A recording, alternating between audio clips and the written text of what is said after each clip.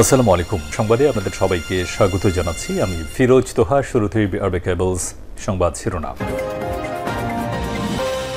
জানিয়ে দিব সর্বশেষ গুরুত্বপূর্ণ আপডেট বাংলা সংবাদ। শুরুতেই শিরোনাম। কোটা বিরোধী আন্দোলনে সমর্থন গণতন্ত্র মঞ্চের। সারা দেশে পাবলিক বিশ্ববিদ্যালয় শিক্ষক এবং কোটা বিরোধীদের চলমান দুই আন্দোলনের প্রতি পূর্ণ সমর্থন ঘোষণা করেছে সরকার বিরোধী রাজনৈতিক দল গণতন্ত্র মঞ্চ। এরপর জানিয়ে দিব সরকারের হাতে দেশের সার্বভৌমত্ব নিরাপদ নয় বললেন বিএনপির যুগ্ম মহাসচিব এবং সাবেক সংসদ সদস্য শহীদুদ্দিন চৌধুরী অ্যানি। এদিকে ভয়াবহ রূপ নিয়েছে কুড়িগ্রামের বন্যা, সীমাহীন দুর্ভোগ। দূর থেকে বোঝার উপায় নেই এটি একটি প্রাথমিক বিদ্যালয়। কাছে গেলে দেখা যায় একটি দোতলা টিনের ঘর পানিতে ভাসছে। আশেপাশের লোকজনকে জিজ্ঞেস করে জানা যায় এটি মাঝেচর আদর্শ সরকারি প্রাথমিক বিদ্যালয়। বিদ্যালয়টি ২০০৪ সালে কুড়িগ্রাম সদর উপজেলার মোগলবাসা ইউনিয়নের মাঝেচরে স্থাপিত। এবারে জানাবো তিস্তার ভাঙনে দিশেহারা মানুষ, শতাধিক বসতভিটা বিলীন। তিস্তার তীব্র ভাঙনে দিশেহারা হয়ে পড়েছে লালমনিরহাটের মানুষ। জেলার ৫ উপজেলার অন্তত ১৪টি পয়েন্টে ভাঙন শুরু হয়েছে। গত ২ সপ্তাহে তিস্তা নদীর তীরবর্তী প্রায় শতাধিক বসতভিটা বিলীন হয়ে যায়। এদিকে আওয়ামী লীগ নেতা বাবুলকে হত্যা, বাঘার পৌর মেয়র ঢাকায় গ্রেপ্তার। রাজশাহী জেলার বাঘা উপজেলা আওয়ামী লীগের সেক্রেটারি মোহাম্মদ আশরাফুল ইসলাম বাবুল হত্যার ঘটনায় পৌর মেয়র মোহাম্মদ আক্কাস আলী সহ ৪ জনকে গ্রেপ্তার করেছে গোয়েন্দা পুলিশ। এবং সর্বশেষ জানিয়ে দিব নিষিদ্ধ ভয়ঙ্কর অস্ত্র বানাচ্ছে পুতিন। টার্গেটকে রাশিয়ার প্রেসিডেন্ট ভ্লাদিমির পুতিন। খেল বোঝা তার বড়ই মুশকিল। যখনই মনে করছেন পশ্চিমারা পুতিনের হাঁটু টুটি চেপে ধরছে, তখনই অন্য কৌশলে পথ খুঁজছেন তিনি। এবার দাবার ছকের খেলায় নতুন করে চেকমেট দিলেন পুতিন। স্নায়ুযুদ্ধের সময় থেকে নিষিদ্ধ মিসাইল বানানো নিয়ে দিয়েছেন তিনি। যুক্তরাষ্ট্রের সঙ্গে এক চুক্তির কারণে এতদিন পর্যন্ত মাঝারি পাল্লার ওই মিসাইল বানানো বন্ধ রেখেছিলেন তিনি, ওয়াশিংটন এবং মস্কো। তবে এবার উল্টো পথে এগোচ্ছেন রাশিয়ার প্রেসিডেন্ট ভ্লাদিমির পুতিন। তিনি সেই নিষিদ্ধ অস্ত্র আবারও বানাতে শুরু করেছেন। তবে এবারের টার্গেট তার হচ্ছে পশ্চিমারা। প্রিয় দর্শক, এতক্ষণ শুনছিলেন সংবাদ শিরোনাম, এবারে বিস্তারিত। তবে তার আগে বন্ধুরা, আপনি কোন স্থান থেকে আমাদের সংবাদটি দেখছেন কমেন্ট করে জানিয়ে দিন এই সংবাদ সম্পর্কে আপনার মূল্যবান মতামত। প্রিয় দর্শক, আপনি যদি আমাদের চ্যানেলে নতুন হয়ে থাকেন, ভিডিওটি দেখতে দেখতে চ্যানেলটি সাবস্ক্রাইব করে রাখুন, যাতে করে বন্ধুরা আমাদের লেটেস্ট আপডেট সংবাদগুলো সবার আগে আপনার কাছে পৌঁছে যায়। আর অনুরোধ থাকবে এই ভিডিওটিতে একটি লাইক দিয়ে আমাদের সঙ্গেই থাকুন। এবারে বিস্তারিত। কোটা বিরোধী আন্দোলনে সমর্থন গণতন্ত্র মঞ্চের। সারা দেশে পাবলিক বিশ্ববিদ্যালয়ে শিক্ষক এবং কোটা বিরোধীদের চলমান দুই আন্দোলনের প্রতি পূর্ণ সমর্থন ঘোষণা করেছে সরকার বিরোধী রাজনৈতিক জোট গণতন্ত্র মঞ্চ। শুক্রবার ৫ জুলাই দুপুরে জাতীয় প্রেস ক্লাবের সামনে এক সমাবেশে মঞ্চের সমন্বয়ক ও গণসংহতি আন্দোলনের প্রধান সমন্বয়কারী জোনায়েদ সাকি এই ঘোষণার কথা জানান। তিনি বলেন, সরকার এখন মরণ খেলায় নেমেছে। মানুষকে বন্দী করার জন্য হত্যা করেছে, গুম করেছে, দেশ ধ্বংস করেছে। ক্ষমতা তারা ছাড়বে না।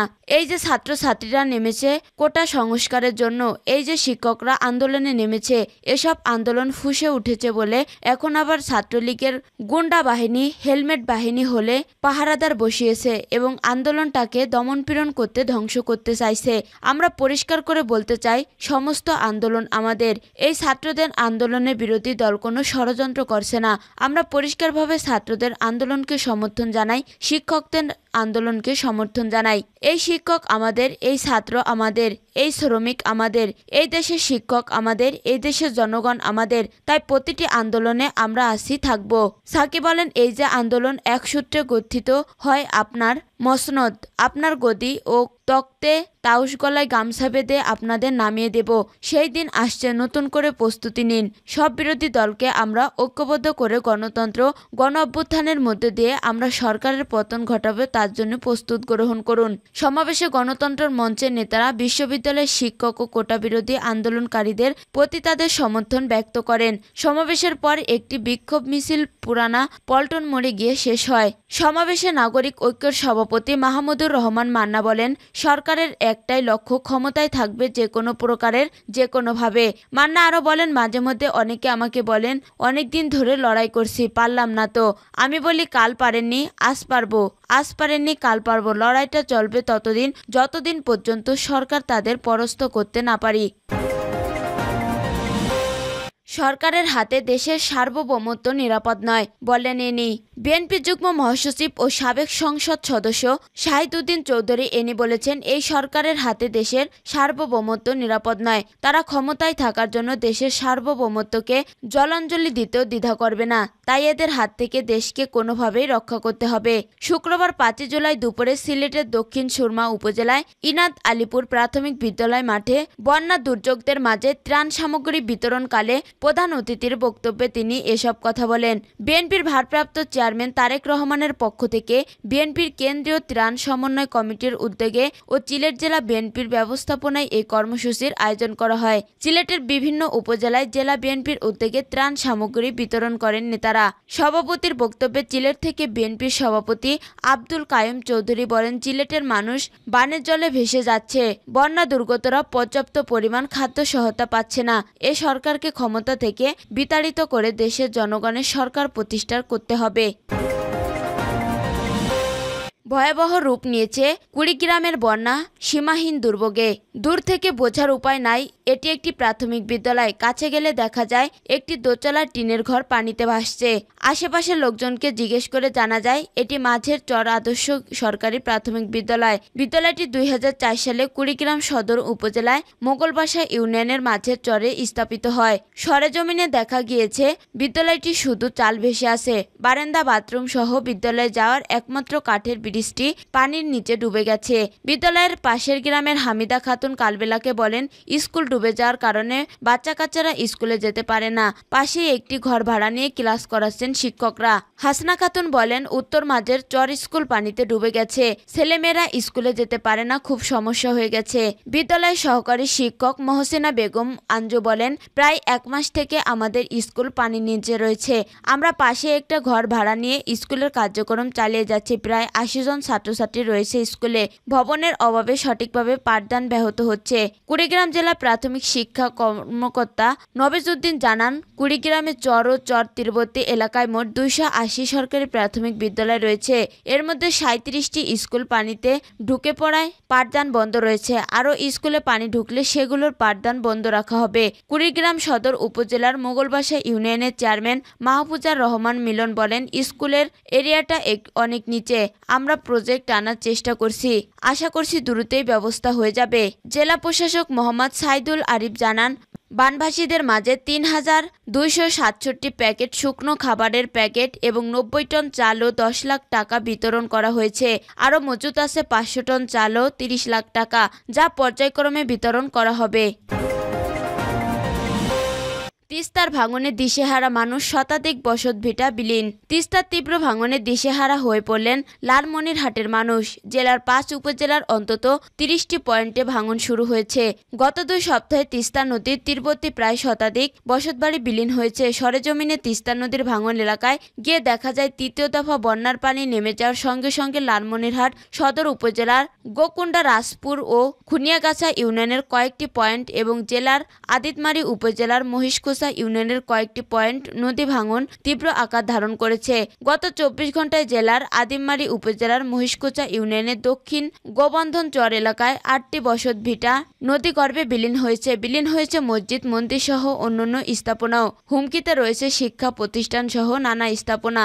এদিকে বসতভিটা হারা মানুষ ঠাঁই নিচ্ছেন অন্যের জমিতে।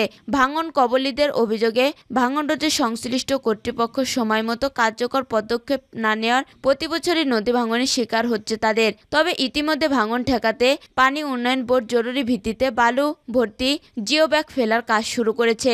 গত মাসে 2 বার ভারতের উজানে ঢল ও ভারী বৃষ্টিপাতে তিস্তায় সৃষ্ট বন্যা পরিস্থিতি তৈরি হয়েছিল। বর্তমানে নদীর পানি নেমে গেলেও নদী ভাঙনে দিশেহারা হয়ে পড়েছে তিস্তা পাহাড়ের মানুষ।